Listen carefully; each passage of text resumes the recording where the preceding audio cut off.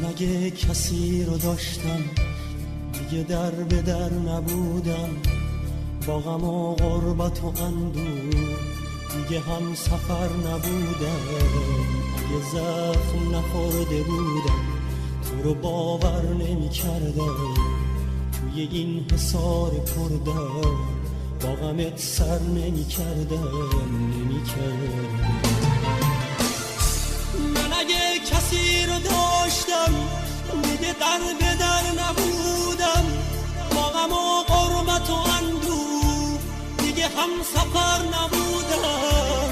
اگه زخم نخورده بودم تو رو باور نمی کردم، توی این حصار پردم با غمت سر نمی کردم. تولی شب زده بودم پشت گریه صدات کردم، از پس آینه عشق تا همیشه نگات کردم. دردش معنای مرگه، مسلخ پاییز و برگه، قصه عشق و حقیقت، قصه گل و تگرگه.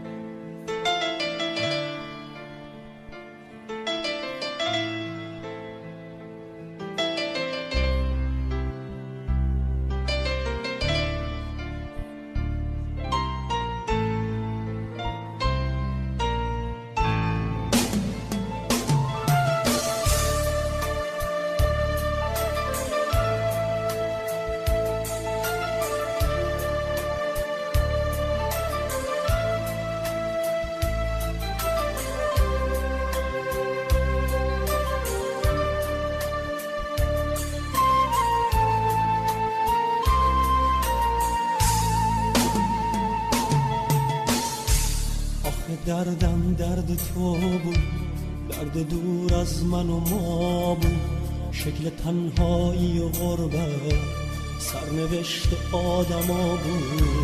با چشات دنیا رو دیدم، حتی من فردا رو دیدم، توی قلب قطره بودم، با تو من دریا رو دیدم.